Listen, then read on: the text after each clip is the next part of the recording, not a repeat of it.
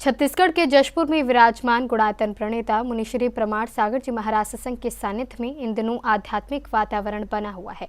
19 मार्च को आयोजित शंका समाधान कार्यक्रम में मुनिश्री ने युवाओं को एक महत्वपूर्ण संदेश देते हुए वैज्ञानिक दृष्टिकोण से समर्थ जैन व्यक्तित्वों को अपना रोल मॉडल बनाने की प्रेरणा दी।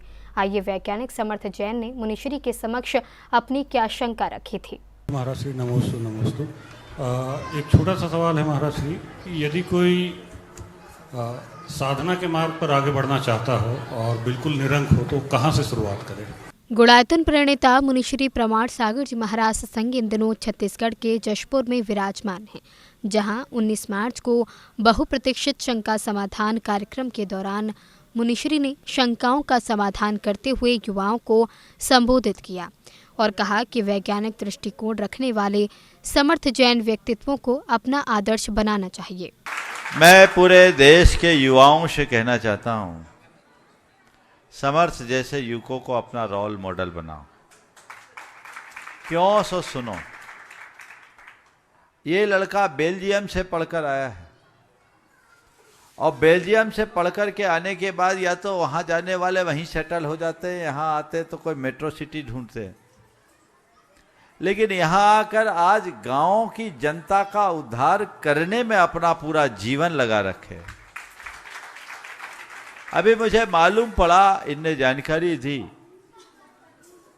सुना तो पहले से था, अब जाके मालूम पड़ा कि ये समर्थ यही है, तो मुझे बहुत अच्छा लगा कि हमारे देश की जो परंपरागत चीजें थी उनको कैसे आगे बढ़ाया जाए, इस दिशा में बहुत अच्छा काम कर रहे हैं। कलेक्टर साहब तो परिचित होंगे ही, मुझे बताया कि आपका बहुत सहयोग भी है। इन्होंने अभी मुझे बताया एक महुआ से हम कितने प्रकार की बीमारियों से मुक्ति पा सकते हैं, और महुआ जो एक बहुत उत्तम औषधि और एक अच्छा खाद्य था, अंग्रेजों ने किस प्रकार हमारी ग्रामीण अर्थव्यवस्था को तोड़ने की नियत से महुआ पर बैन किया और उसे केवल शराब का माध्यम बना दिया। ये महुआ पर बहुत काम कर रहे हैं, बहुत सारे प्रोडक्ट इनके बन रहे हैं। निश्चित इससे समाज का बहुत भला होगा, हमारा देश कुपोषण का शिकार नहीं होगा, अन्य घातक बीमारियों से बचेगा, और ये सब कार्य कोई युवा अगर आगे आके करता है तो मैं समझता हूं इससे अच्छी बात और कोई नहीं होगी। और मैं युवाओं से कहूंगा, देखो, इतना पढ़ लिख कर आने के बाद अपनी चर्या क्रिया में कोई समझौता नहीं, ये रात्रि भोजन नहीं करता, शुद्ध जैनी बन करके इस तरह का कार्य कर रहा है। हमने पूछा, बोला महाराज मैं रात में खाता नहीं, कभी बहुत कोई अपवादिक स्थिति हो जाए तो, और वो भी आप बोलो तो आज से मैं छोड़ दूंगा। मैंने कहा नहीं, तुम्हारा काम अभी जैसा है तुम उसे देखो, लेकिन हमें खाना नहीं है, लक्ष्य रखो। बहुत अच्छी बात है। हम अन्य युवाओं को भी कहना चाहेंगे कि अपनी शक्ति को रचनात्मक दिशा में लगाओ, अपनी प्रतिभा को देश, धर्म और संस्कृति के विकास में खपाओ, तो हम कुछ अच्छा कर पाएंगे।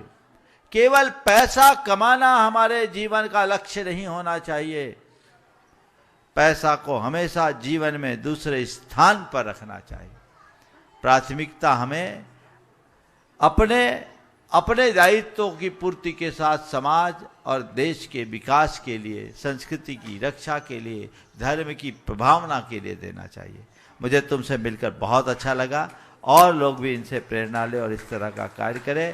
तुम अपने इस पूरे अभियान को अच्छे से गति दो, और जो युवा इनसे जुड़कर ये काम करना चाहते हैं जरूर इनसे संपर्क करो। यदि तुम्हें असुविधा न हो तो इस मंच के माध्यम से, चूंकि लाखों दर्शक तुम्हें इस समय देख रहे हैं, अपना नंबर अनाउंस कर सको। यदि तुम्हें कोई दिक्कत नहीं है तो लोग तुमसे, खासकर युवा वर्ग, तुमसे संपर्क करके इस तरह का कार्य कर सकेंगे। तो पहले तुम अपना नंबर दे दो, फिर मैं तुम्हारे सवाल का उत्तर। मुनिश्री ने अपने उद्बोधन में कहा कि आज का युवा यदि सही दिशा में आगे बढ़े तो वह समाज और राष्ट्र दोनों का भविष्य बदल सकता है। इसके लिए जरूरी है कि युवा ऐसे आदर्श व्यक्तित्वों को अपनाएं जो ज्ञान, विज्ञान और संस्कारों से परिपूर्ण हों। अब आपने सवाल किया है कि हम अपने साधक जीवन की शुरुआत कहाँ से करें।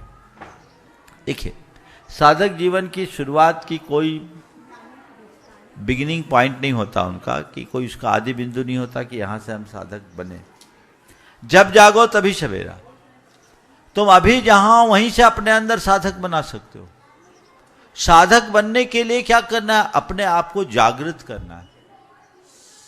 और जागृति का पहला लक्षण क्या है?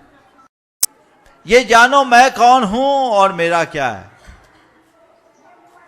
अपने मन में ये बता लो कि मैं, ये जो कुछ भी दिख रहा है वो मैं नहीं हूं और वो मेरा नहीं है, और न मैं उनका करता हूं। ये एक संयोग है, मैं उसमें निमित्त हूं, करता नहीं हूं। मेरे निमित्त से हो रहा है और मैं मेहमान हूं। आज हूं, कल रहूं, न रहूं, कोई पता नहीं। चीजें अपने तरीके से हो रही। मैं एक आत्मा हूं और मेरी आत्मा के अतिरिक्त जितनी भी चीजें हैं वे केवल एक संयोग है। इसमें मैं जितना अच्छा कर सकूं स्वपर के हित में वो करूं। समझ लेना, यहीं से तुम्हारे अंदर एक साधक का जन्म हो गया। कार्यक्रम में प्रमाणिक पाठशाला के बच्चों ने भी अपनी शंकाएं मुनिश्री के समक्ष रखी, जिनका समाधान सरल और प्रेरणादायक तरीके से किया गया। नमोस्तु महाराष्ट्री, आपके आशीर्वाद से हमारी प्रामाणिक पाठशाला बहुत अच्छे से चलती है। महाराज जी, हर हफ्ते पाठशाला होती है, लेकिन हमारे एग्ज़ाम्स, हमारे पढ़ाई के बहुत लोड हो जाता है। तो और पाठशाला होती है, टीचर्स आते हैं, लेकिन हम नहीं जा पाते हैं। इसको हम कैसे मैनेज करें? नमोस्तु महाराष्ट्री, हमारी प्रामाणिक पाठशाला आपके आशीर्वाद से बहुत अच्छी चल रही है। हम प्रामाणिक पाठशाला हम हर महीने, हर हफ्ते होते हैं।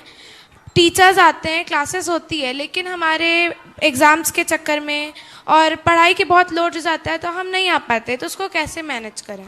जिनका समाधान मुनिश्री ने सरल और प्रेरणादायक तरीके से किया। को भी कि एग्जाम्स के टाइम में थोड़ा बच्चों को सहूलियत दें और एग्जाम के आगे पीछे करें।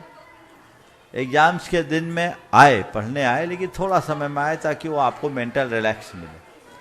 स्वाभाविक है, जब बच्चों के ऊपर एग्जाम का प्रेशर होता है तो अन्य बातों में वो लगना नहीं चाहते, इसलिए एग्जाम को ध्यान में रखते हुए काम। ठीक है ना? बहुत चलिए, एक बार इन बच्चों का और इनको पढ़ाने वालों का जोरदार अभिनंदन करें। प्रामाणिक पाठशाला देश में अनेक स्थानों पर चल रही है और उसमें जसपुर की पाठशाला अग्रिम स्थान में है। कई बार इसे श्रेष्ठ पाठशाला का अवार्ड मिला। कितनी बार मिला? 2 बार मिला है निश्चित। और इसमें आपके यहाँ की स्वाति, जो इसकी प्रामाणिक समूह की बहुत सक्रिय मेंबर भी है और आपके समाज की है, एक बार उनका भी जोरदार अभिनंदन करें। इसके अलावा अन्य श्रद्धालुओं ने भी अपनी शंकाएं रखी, जिनका समाधान मुनिश्री ने विस्तार पूर्वक किया। धार्मिक आयोजनों के प्रति लोगों का बड़ा उत्साह होता है। जैन परंपरा में खासकर पंचकल्याणक प्रतिष्ठा आदि में सौधर्मेंद्र की कितनी बड़ी भूमिका होती कोई नहीं जान, सब जानते हैं। तो अब सौधर्मेंद्र बनने का सौभाग्य हर किसी को नहीं मिलता, केवल बोली लेने से नहीं मिलता, पुण्य के योग से मिलता है। नहीं तो बहुत सारे लोग सोचते हैं और बाद में मन बदल जाता है, रह जाते हैं, बाद में पछताते हैं। मैंने अक्सर देखा है जहां भी इस तरह का कुछ होता है तो बाद में पछताते हैं। पहले मन होता है, बाद में पछताते हैं। तो वो पश्चाताप ना हो, पर बुद्धि तब होगी अच्छी जब पुण्य होगा। अपना पुण्य जगह ऐसा भाव होना चाहिए। एक घटना बता रहा हूं। एक स्थान पर पंचकल्याणक था हमारे सानिध्य में। अब बोली की एक परंपरा है जैन समाज में, होड़ लगी थी और एक ऐसे व्यक्ति के नाम पर बोली टूट गई जो रोज शराब पीता था। भैया, रोज शराब पीता था। जैसी उसके नाम पर बोली खुली, खुसर फुसर चालू। मैंने पूछा मामला क्या? लोगों ने बोला महाराज ये तो शराबी है। भारी सभा, करीब 5,000 लोग। मामला बड़ा गंभीर और संवेदनशील। मैंने बहुत धैर्य से काम किया वो व्यक्ति को जब सामने लाया गया, मैंने धीरे से उसको अपने तरफ बुलाया और मंच पे ही उसे बुला करके कहा कि आज तुम्हारा बड़े सौभाग्य का उदय है, परम सौभाग्योदय है कि आज तुम्हें सौधर्म इंद्र बनने का सौभाग्य मिला। ये तुम बोली से नहीं बने, ये तुम्हारे पुण्य का कोई उछाल आया उसी से बने। अब मैं चाहता हूं कि तुम्हें यह सौभाग्य मिल गया है तो अपनी पात्रता भी ऐसी बना लो कि तुम्हारा जीवन बदल जाए, तुम्हारा जीवन धन्य हो जाएगा। मंगल प्रवचन के दौरान बड़ी संख्या में श्रद्धालु उपस्थित रहे।